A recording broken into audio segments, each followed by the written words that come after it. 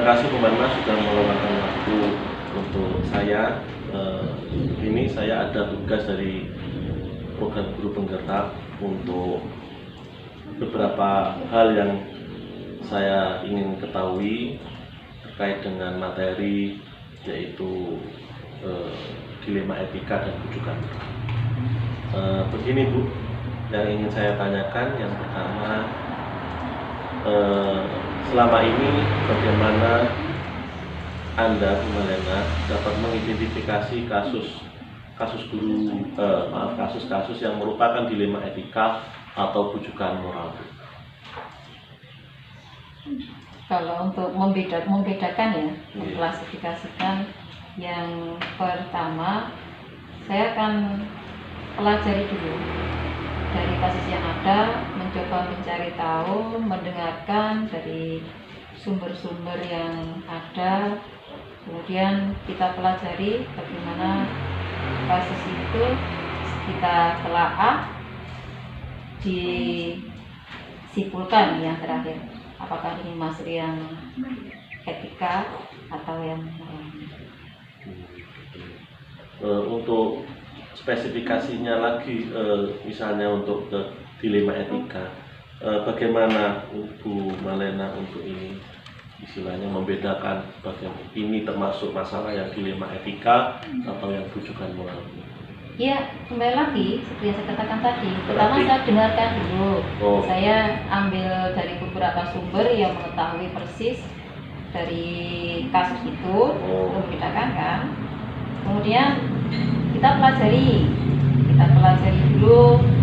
Kalau saya terbiasa menggunakan tim dan saya terbiasa bekerja bersama, kita diskusikan, kemudian kita telaah, kita kaji, baru disimpulkan ini yang dilema etikanya atau yang moralnya. Berarti yang dimaksud dengan tim itu tadi adalah guru yang ada di sekolah ya?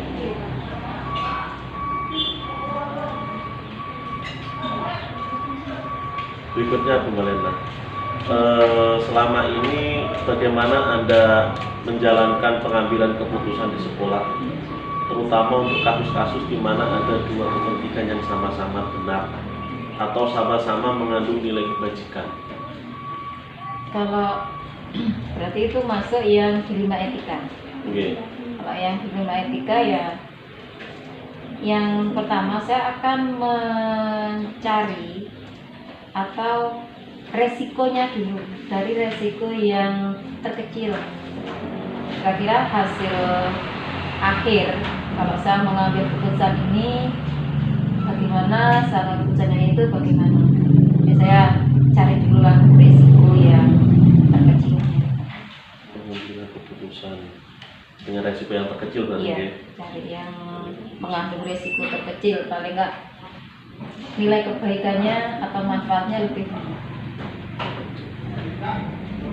Terus yang ketiga Bu, untuk langkah-langkah atau prosedur seperti apa yang bisa Anda lakukan selama ini? Untuk yang mana? Yang dilema etikanya. Yang dilema etika. Iya, yang dilema etikanya. Yang selama ini saya lakukan. Iya. Kembali lagi ke soal yang berikutnya. Pertama kan tadi kita cari resiko dulu ya. Resiko dulu yang terkecil. Gitu kan? Kita lihat hasil akhirnya seperti apa. Kalau sudah ketemu, oh ya ini kayaknya resikonya atau hasil akhirnya seperti ini gitu. Yang kedua, maka saya akan kembali lagi mencari menurut peraturan yang ada bagaimana. Berarti berdasarkan peraturan ya? Iya. Pertentangan apa enggak? Berdasarkan peraturan yang ada.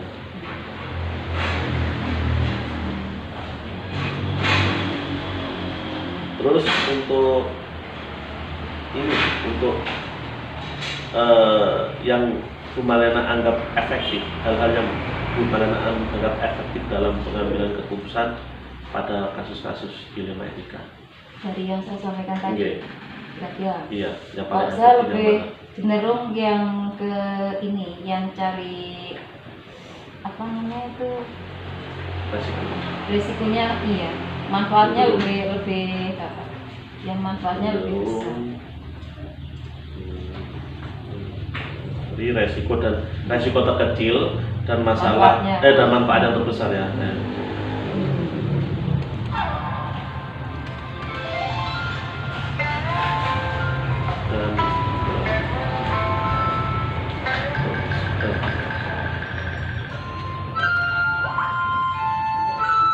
Selanjutnya yang ke-6, apakah Anda, Bu Malena, panjenengan memiliki sebuah tata kala atau jadwal tertentu dalam sebuah penyelesaian kasus dilema etika? Atau apakah Anda langsung menyelesaikan di tempat? Apakah nanti aja atau besok dengan janjian atau bagaimana? Atau langsung menyelesaikan di tempat? Atau memiliki sebuah jadwal yang untuk menyelesaikannya? Seperti itu, Bu. Kalau saya cenderung dulu melihat kasusnya seperti apa. Kalau memang bisa diselesaikan secara langsung, ya saya langsung. Tapi kalau itu kasusnya lebih besar, maka saya mencari waktu dulu untuk berpikir bagaimana cara penyelesaiannya. Jika memungkinkan dilakukan seketika itu. Ketika itu, kita memang kasus itu besar, kita carilah kalau enggak dari apa kayak referensi atau apa dari ke orang-orang yang lebih paham.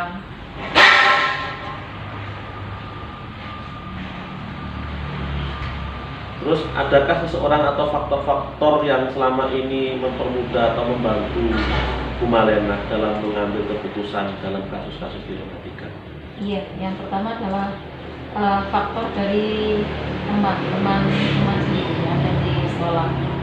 Kan saya terbiasa dengan diskusi, maka saya akan faktor yang membutuhkan juga dari teman-teman, masukan-masukan dari teman-teman atau pengalaman dari di luar sekolah juga, barangkali juga dari sekolah lain yang pernah mengalami kasus yang sama.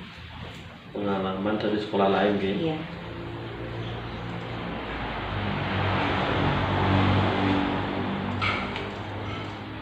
Terus dari semua hal yang telah disampaikan tadi oleh Bu Malena tadi, pembelajaran apa yang dapat Bu Malena petik dari pengalaman mengambil keputusan dilema etika? Kalau pembelajaran yang pertama bahwa segala sesuatu yang terjadi ini tidak selamanya benar dan tidak selamanya salah. Kadang kita perlu mengambil keputusan dengan cara itu tadi ya, risiko yang terkecil meskipun kadang-kadang itu salah. Berarti kembali lagi kepada cenderung mencari manfaat yang terbesar dan mencari resiko yang terkecil itu untuk dasar pengambil keputusan itu ya.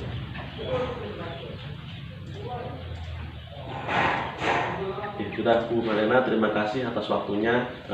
Mudah-mudahan ini menjadi acuan juga buat saya. Selanjutnya sebagai pembelajaran juga. Terima kasih Bu Malena.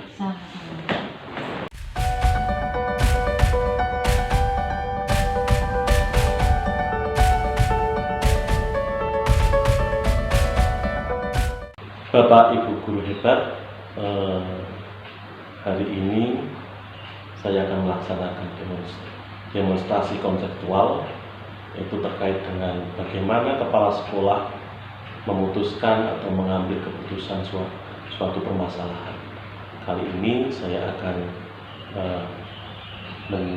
meminta pendapat dari Ibu Kepala Sekolah SDN Penataban, Kecamatan Giri, Kabupaten Banyuwangi, yaitu Ibu Denis Winasi. Selamat siang, Ibu. Selamat siang. Terima kasih, Ibu, sudah meluangkan waktunya terkait permohonan saya dalam mencari atau ingin tahu saya bagaimana Bu Denis dalam pengambilan keputusan, pertimbangan-pertimbangan apa yang akan Bu Denis lakukan. Baik, Bu Denis, saya ada beberapa pertanyaan yang akan saya ajukan kepada Bu Denis. Yang pertama, selama ini bagaimana Anda mengidentifikasi kasus-kasus yang merupakan itu dilema etika atau rujukan moral?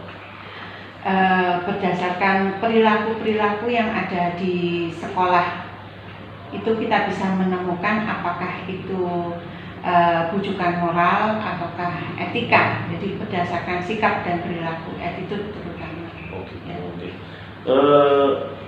Yang kedua Bu, selama ini bagaimana Anda menjalankan pengambilan keputusan di sekolah Anda, terutama untuk kasus-kasus di mana ada dua kepentingan yang sama-sama benar atau sama-sama mengandung nilai kebajikan?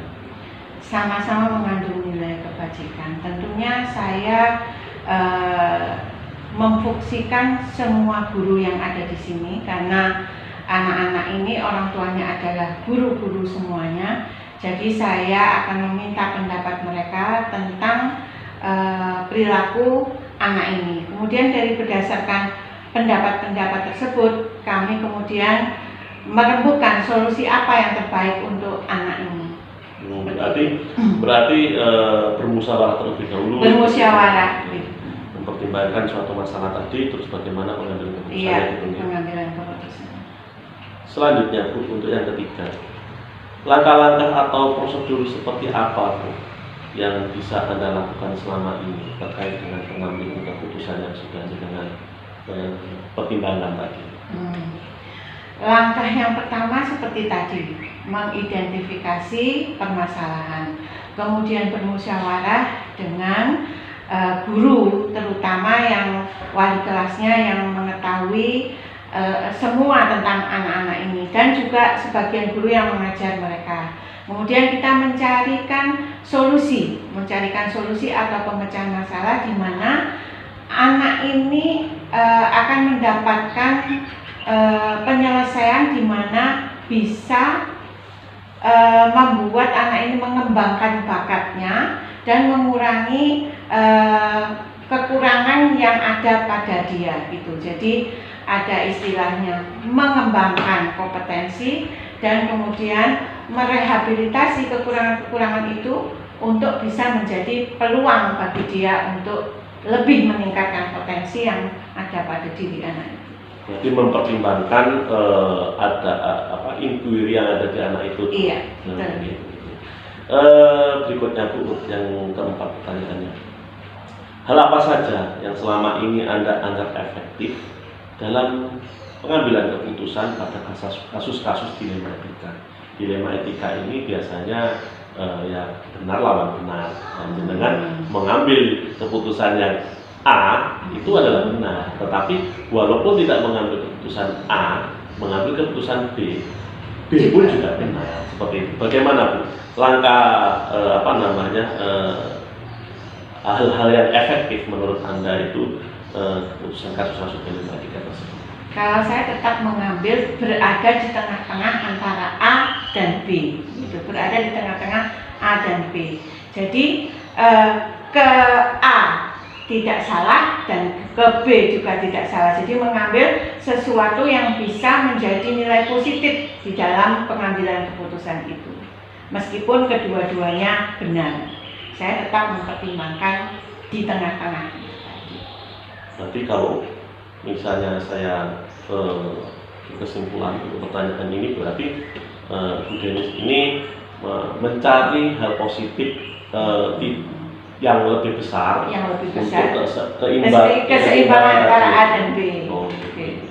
Terus berikutnya Bu, hal-hal apa saja yang selama ini merupakan tantangan dalam pengambilan keputusan pada kasus dilema etika ini tadi? Benar atau benar tadi? Benar. Tantangannya apa Bu? Tantangannya kita harus benar-benar objektif, benar-benar melihat ke depan karena ini sama-sama benar. Maka kita harus mengambil itu tadi di tengah-tengah. Tantangannya itu sulit, agak kesulitan kita untuk mengambil yang benar-benar bisa menengahi antara benar dan benar. Itu yang kita harus berpikir ekstra untuk bisa sampai kepada keputusan itu. Gitu. Jadi tidak condong kepada salah satu. Tidak condong kepada salah satu.